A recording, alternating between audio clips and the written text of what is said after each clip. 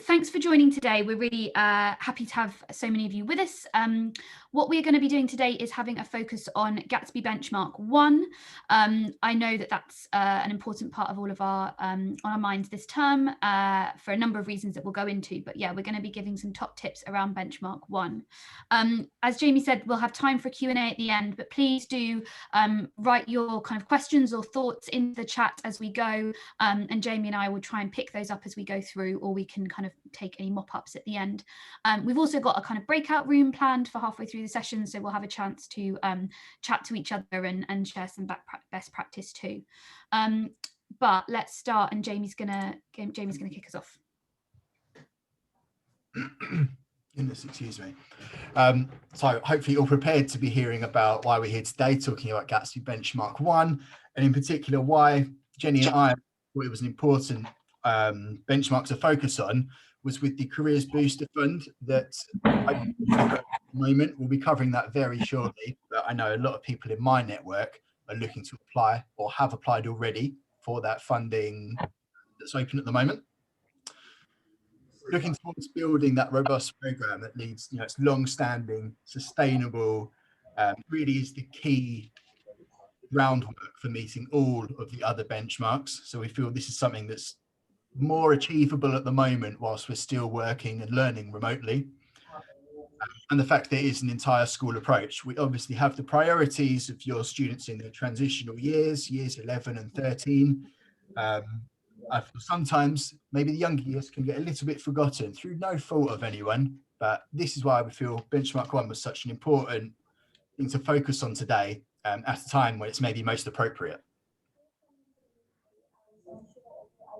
So the Careers Booster Fund, which Jamie mentioned, I think is familiar to almost all of you, but I just thought it'd be worth kind of reviewing it so we're all on the same page at the start of this session. The Careers Booster Fund is the a grant of up to £1,000 that is available at the moment from the GLA. It was designed as a response to a kind of COVID and the lockdown and schools finding it more difficult, obviously, to deliver Gatsby Benchmark 5 and 6 activities. The criteria to apply for that grant is that schools are signed up to the Enterprise Advisor Network, as you all are, have completed a Compass or Compass Plus evaluation in the last 12 weeks prior to the point of your submitting your application. So making sure you've definitely completed a Compass evaluation this term. Not being a member of Careers Cluster, which I don't think is relevant to anyone here.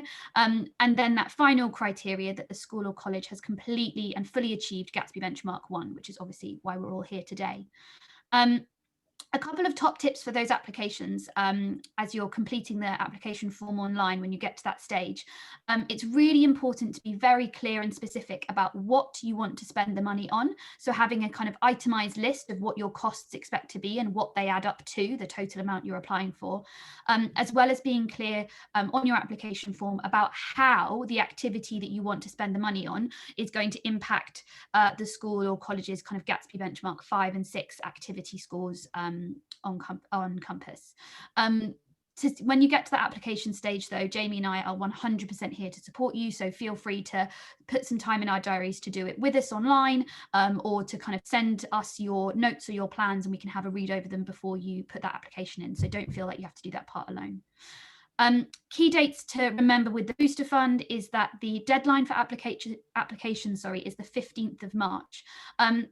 Had a chat with some members of the GLA who are kind of delivering this grant, and that 15th of March deadline is the absolute last point you can submit an application. If you are able to submit an application earlier than the 15th of March, I'd really encourage you to do so. The reason for that is that it gives you a little bit more time to have a back and forth with the GLA if they need to ask you any questions to follow up. They have to spend the money, they have to get the money out of their account by the end of the financial year, at the end of March. So the earlier you can get that application in from this point, the better, basically. But Jamie and I can help you out. And the final point, the deadline for activities, basically the money to be spent, is July 2021. So basically by the end of this academic year, all of the money that you receive should have been spent and the activities been delivered. Hopefully that all makes sense and is fairly familiar to everyone.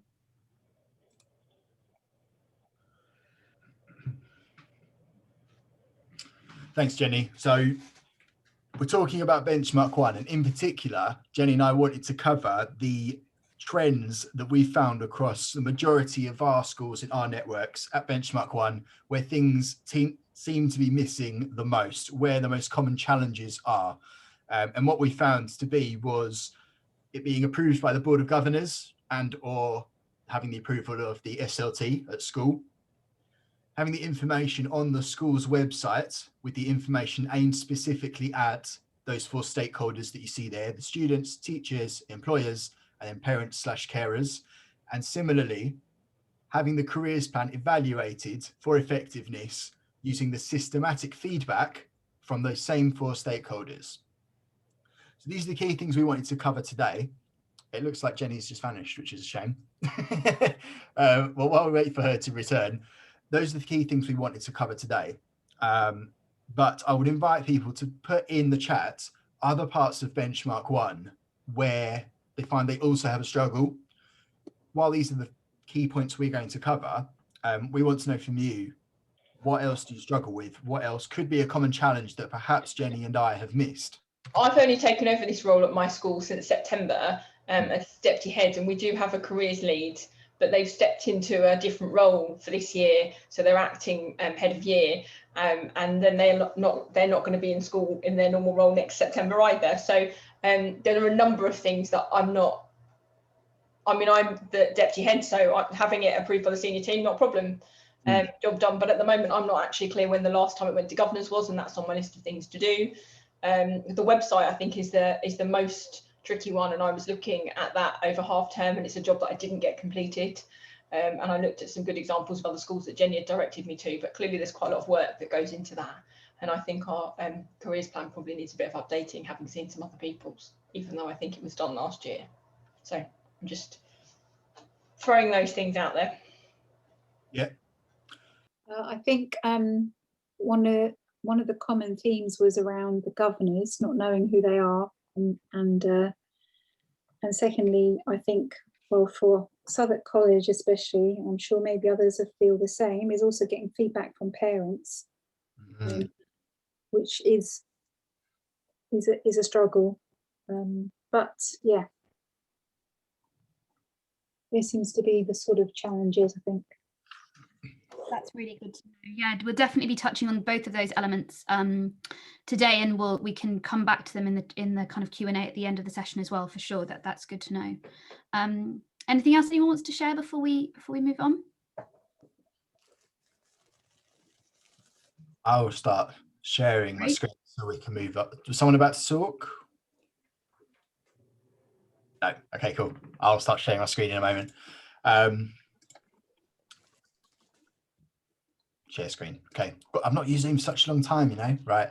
While I'm talking though, what you just mentioned, Sharon, I'm not sure how many of us here are working from a college, because that's definitely a more unique challenge at a college as well, with so many students around, perhaps parents and carers being a bit less involved. I don't know if that's fair to say.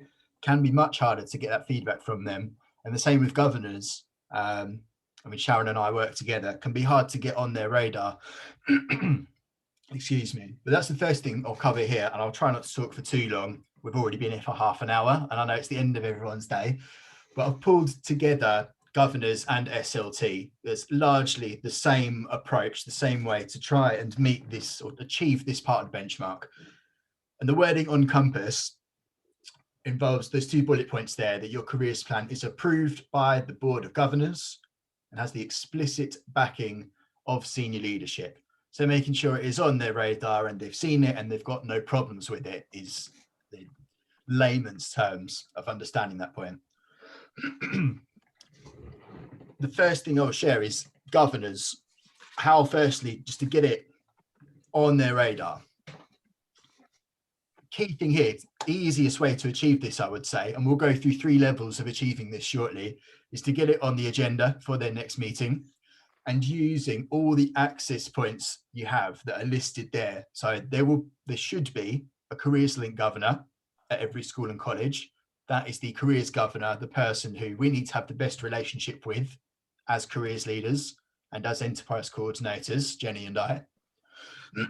Perhaps in a few cases where a school or college does not have that governor or is waiting to appoint a new one, the head teacher, anyone else on the board of governors, the staff governor, or anyone else in the school network you have good relationships with, how can we get the careers plan on that agenda? How can we get it seen?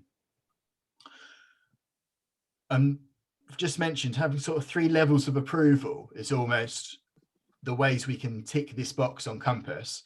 If we're in a situation where we're looking to apply for that funding at the moment, I have been saying to my network of careers leaders, let's get it ticked at the most basic level now so we can apply for that funding. And then in the future, we'll be working towards meeting it at level 2, level 3. So those levels there, Jenny and I have listed out as having the policy on that agenda and just having it seen. We then have that evidence. When we call on that agenda, it was on there, governors saw it, there were no problems.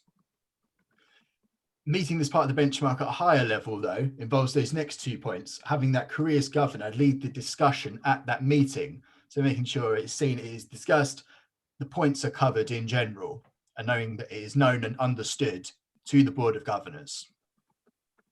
An even better level of meeting this part of the benchmark would be inviting your enterprise advisor and or myself or Jenny at that meeting as well. So we've got the backing of someone at Lean, an external person who is holding that role at whatever organisation they have.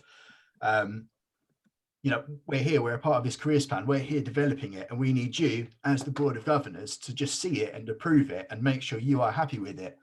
And those next points down there on that next bullet point are the ways to even easier achieve that. If we're going through one of those access points, the head teacher, the deputy head, whoever a decision maker is at school, if we've already got a relationship with that careers link governor, bring in your EA or your EC. This is Jamie Fox, works with Reed. This is how long we've been working together. This is Dave Smith. He is the CEO at Digital Consulting Corporation. He is volunteering his time to be helping developing our school careers plan, our college careers plan. How lucky are we? One part of achieving this benchmark is for you, Board of Governors, to see this careers plan. The booster fund at the moment is the real big seller. I know so many people on this call keen to be applying for that funding, and it's going to be music to a governor's ears. This is something we can be approaching with them tomorrow. Board of Governors, when's your next meeting? If we get this on your agenda, we are then eligible, as long as we're meeting all the other criteria, for a possible £1,000 grant. So much that can be done at a school or college with that money. And Jenny actually wrote this next bullet point, framing it in a way that they're going to care about Ofsted, making sure none of our students leave and are at risk of NEET when they're leaving at year 11 or year 13. Excuse me. Pushing how this careers plan, our careers program, is going to solve the problems that are likely on their agenda already. We've invited any success stories from anyone on this call, and there was one person I wanted to call upon who unfortunately couldn't attend today. So I wonder if anyone else on the call now, it might be a big ask, I'm not sure, but how has anyone on this call gone about getting the backing of the Board of Governors? I know it benefits Sharon, who's mentioned that's a big ask at Southwark College. If it's going to stay quiet, we can move on to the next slide. Alan, hand is in the air. I invite you to take yourself off mute. Hey, Jamie. I look at the school calendar. On the school calendar, there has to be given. What time is it? Sorry. All right. That's not me. And yeah, I look at the school calendar. On the school calendar, it said all the governors' meetings. And I look for the one that there's a full governors' meeting, and I make sure that that's in my calendar. So I then make sure that my careers policy is with the head or with my line manager, who is a deputy head, and they attend those meetings. And so my item comes up on the agenda. So they make sure it's there and it's passed around, and it normally gets agreed. Part of, I don't know if this is true for colleges, but for schools, part of the governance is the governors have to visit the school and meet with whoever they're responsible with twice a year. So I sit down with my governor and put it under their nose, they generally, their response is, this is all great, fantastic, well done, you're brilliant, sign it off and off you go. And that's I kind of take control of them rather than let them take control of me. Thank you so much, Alan. And exactly the 2 points I was about to share was that there's almost no reason why Board of Governors would ever not have approval of your careers plan, your careers programme. The one issue is, which Sharon has mentioned to me in the past, and I'm sure others on this call have identified, is just getting your name on their radar and getting that policy pushed to them. And I think Alan slightly alluded to there, you know, pushing a little bit, not making a nuisance of yourself, of course, but as a part of being on the network with Jenny or myself and having the backing of your enterprise advisors who have got such influence, call on that.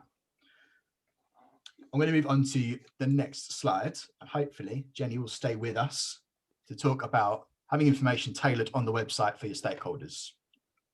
Thanks, Jamie. So yeah, the website is the next section we're going to discuss today. So there's kind of two parts to the website. The information that needs to be on your school website. The part I'll talk about now is the kind of bullet point 3 on that slide, which is the statutory requirements. So this is what basically has to be on your website related to careers. So the name, email address and telephone number of you, the careers leader, and it can be that basic, just that kind of core information. A summary of the careers programme is essentially your careers plan and policy. I know that some schools have that kind of embedded onto an actual web page, and some schools have that as a downloadable PDF or Word document. There's no like benefit or con to either, you know, one's not better than the other, whatever is easier on your software on your website. How the school measures and assesses the impact of the careers programme is basically your evaluation plan and policy, and we're going to go into exploring how we evaluate our careers programmes next as our next point, so we'll come back to that. And finally, the date of the school's next review, so when you plan to next kind of review and evaluate the programme. The minimum requirement for that is every 3 years, but I think most schools, I would say, from my experience, review the careers programme every year as they plan the next one kind of to start in the next September. So those are basically the key points that have to be on your website. The bullet points 2 is related to the kind of things you probably would have seen from your compass evaluation, which is having information on your website that's specifically aimed at different user groups. So the 4 key ones there are the students, teachers, employers that you might be working with, and then the kind of parents, carers and guardians at your school. We have got Theo with us today from Haberdashers Aske's Hatcham College, who has very kindly agreed to kind of walk us through his website and share with us how he has gone about including that information. So if it's all right, Theo, I'm going to pass straight over to you.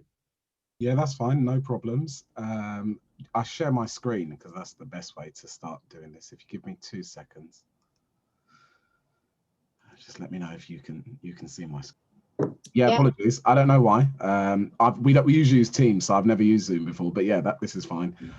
So at my school, you click onto the school website. It's inside the sixth form section, but it's its own page, and it comes up saying career service, and then it's got all of the contact details about the service, a breakdown of the service for parents, employers, governors, whoever wants to have a look. We've put some of the statements that we found in the most recent Challenge Partners review onto the website as well. And then we've got a breakdown of the activities for each year group. So we have everything here from year 7 all the way to year 13.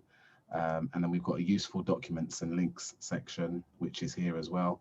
And this has information for parents. So I think if I click it, it's going to untether the screen again. But people, I'd encourage you to just give it a click and click it, and you'll see we've got a service breakdown for staff. So that's for staff, so they know what the career service does. And we've got a breakdown here for students as well. And that means that, you know, for students and their parents, they have an understanding, and also teachers too. And then we've got a PDF here, which is useful career guidance websites. And then we've got a number of different links here at the bottom. So that should be helpful. And then we've also got here a section on work experience. And it has some pictures of students doing different work experience activities. We've also got a section on understanding labour market information, so how students and their parents can, you know, start understanding labour market information and actually implement it. And we've put in there some useful websites, which I think are really good to help with that information. And then we've also got some of the spaces in the school where students can find that information, with some students looking at career books, and then again, further details for contact. And then on the same page, we've got some notes about our career service winning awards. I won't go into that. We've got celebrating full compliance with the Gatsby benchmarks. So one of the things we try to always do is share how we're doing with Compass. So that's something that we've put on the website as well. And we want parents and employers and anybody to have a full understanding of that. And then we've also got what do our students go on to do. So this is in relation to destination data. So we've put some infographics together for that. And then some of the most popular destinations that our students have gone on to. And then we've also got recommended resources for students and parents. So this again is some great websites, and there's some help when it comes to choosing your options and those kind of activities. And then we've got our provider access policy, which is where anyone who's external, if they want to gain access to the college or want to come and do, you know, speech or talk or help out in a virtual assembly, we've got some different activities that they can help with, and a breakdown of that as well. And then we've also got our career suggestion box, which is part of how we review the career service.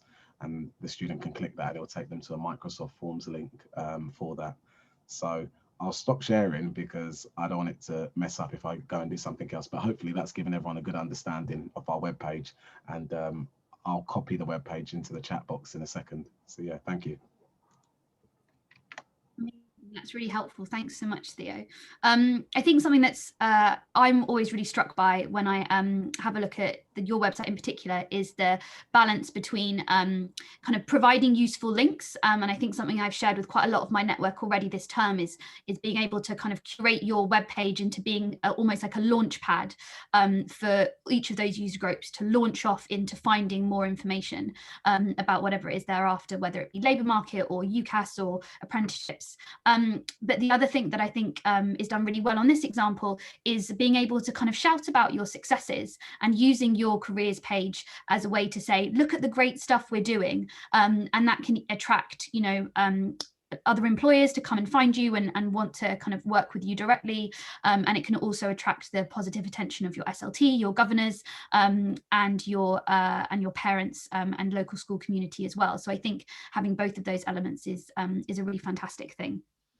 I hope that's been useful in terms of the website. Does anybody have any things that have worked particularly well on their own website, or any questions or anything about some things that Theo has shared so far?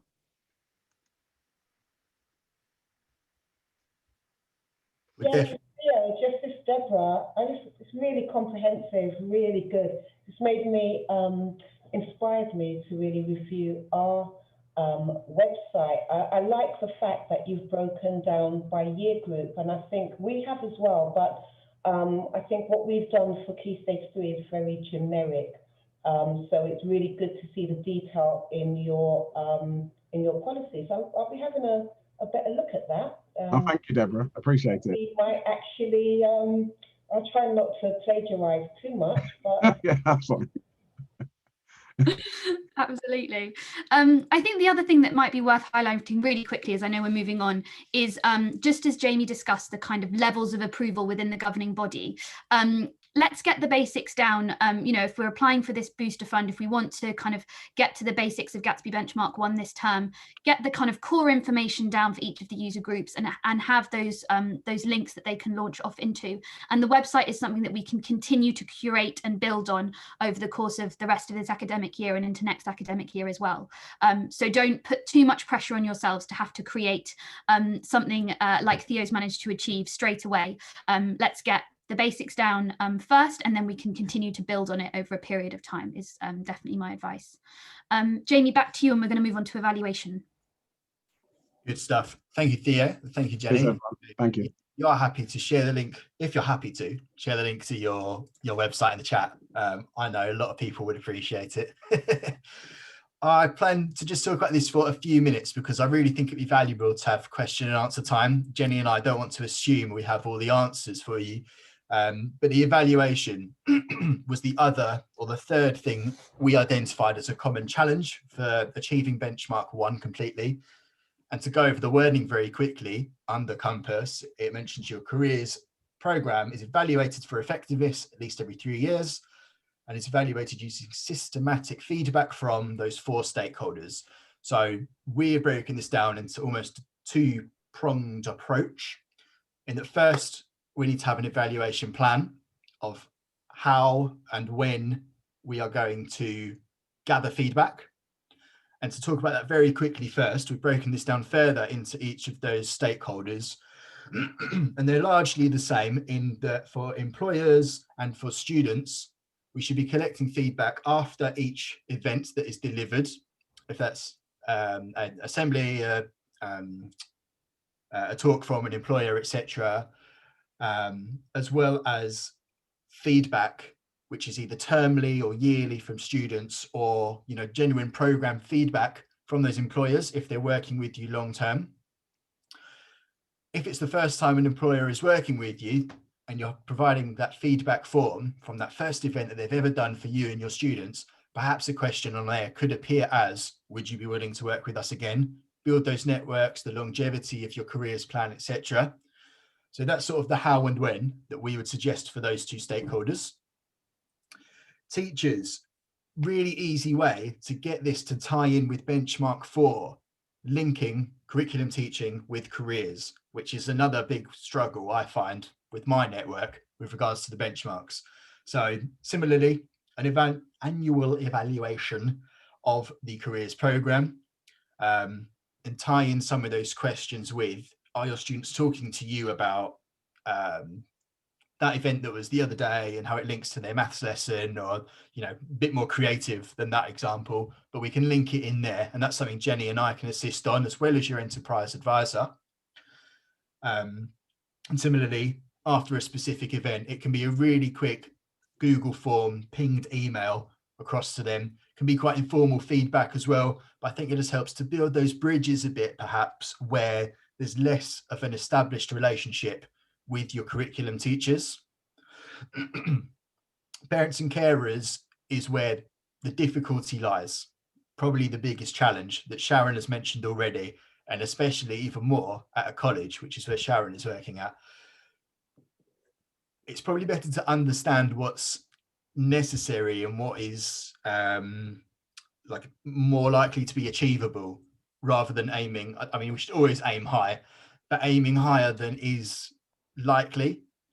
So what's important here for parents and carers is to advertise those open lines of communication, and however you currently communicate with parents and guardians, if that's through weekly newsletters or if it's emails or however it is, use those established lines of communication as the way to advertise.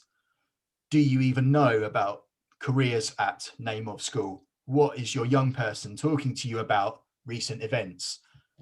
Is it meeting your expectations? Do you want to know more, etc.? Rather than trying to push for that percentage of responses from the parents and carers of your students. We've spoken about the when and how to get feedback. What should the content look like? And we're looking again at 3 tiers of successes, I guess. Level 1, super simple. Student, did you like it? Was it good? How could it have been better? Similar questions go to employers as well. Should definitely include, would you want to continue being a part of our school's careers provision? So that would not take long to create at all. It's something that I've worked on very recently with a couple of people on this call, so that we're ready to apply for that booster fund, which is coming up.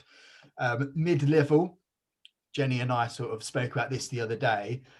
What exactly do you want to evidence from the recent careers event or the careers provision across this term or this academic year?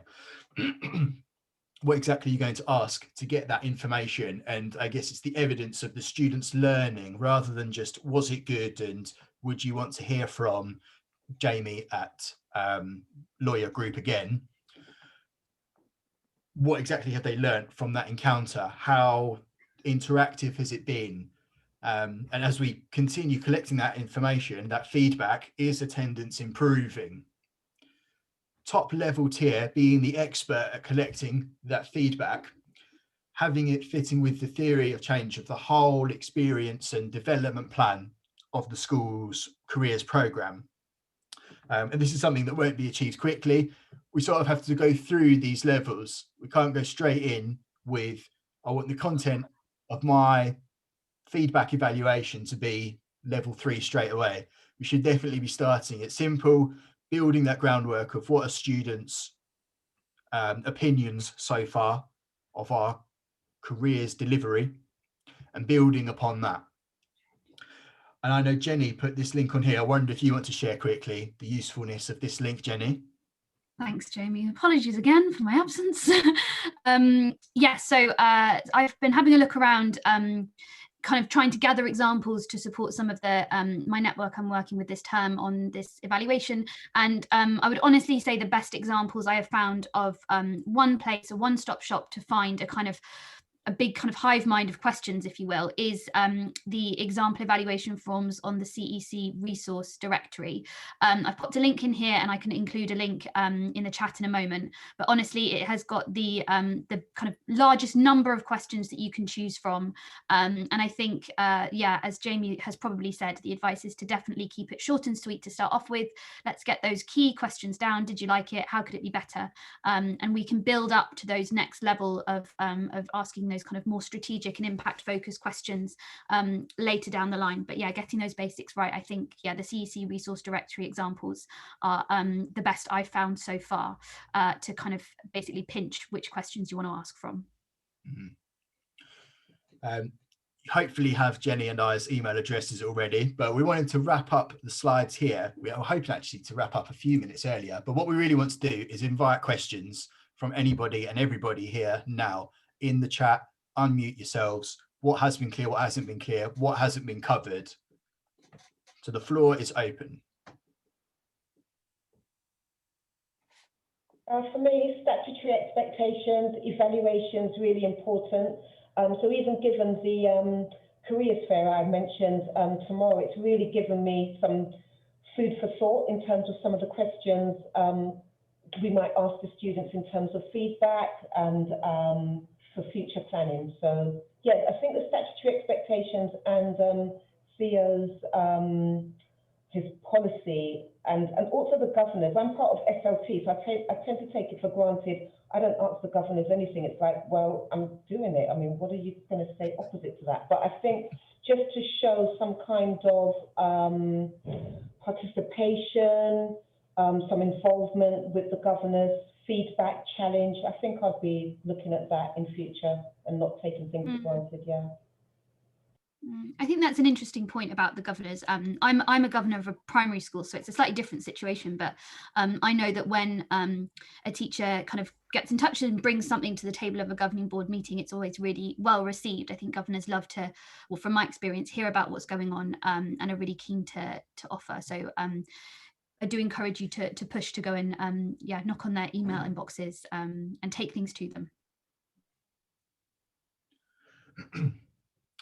I think where that is the case, enterprise advisors are, for my experience anyway, every experience I've had, are really proud to be talking with your governors and the decision makers. If anyone on this call is not SLT or is struggling to break those barriers, speaking to the board of governors, the decision makers, whoever it is, call upon your enterprise advisors. They're so proud to be a part of this network. They want to be showing off in a nice way. That I'm here to support you and your students and your school, your college. What can I be doing? They're always looking out for more. So call on them, definitely. The floor's still open, by the way.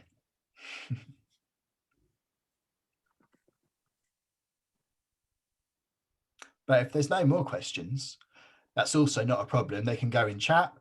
You can send your questions to Jenny and I, of course. We hope this has provided some more information, some stuff to think about, and where you've found that there are things that you can be doing at your school or your college and you need assistance from Jenny and Di and your enterprise advisors, call on us as soon as possible, because we want to basically every school and college to be meeting benchmark 1, hopefully as soon as possible, while that booster funding is still available. So that's the big thing at the moment. Unless there's anything else, anyone wants to jump in, final opportunity while I'm wrapping up, please do. But otherwise, we will share the recording, we will share the slides, we will share the link to Theo's website as well. I hope that is okay, Theo, that offer is still open. Yeah, that's all good, it's all good. I put it into the chat. Oh, fantastic. Great. So much. Yeah, super like an activity. And as well as that link that Jenny's mentioned as well. I don't know if that's in the chat. My chat isn't updating. Oh, I can send it over now. Okay, if you put that in the chat before I wrap up. Otherwise, again, I hope this has been really useful. It's been a real pleasure to see so many people here, people jumping in. I hope the breakout rooms went well as well. And it is 16:56, so you've got 4 minutes of your life back that you weren't expecting. I hope you use it well. Thank you so much for joining us at the end of the day. And get in touch with Jenny and I if you need anything. And we'll be speaking to you all very soon, I'm sure.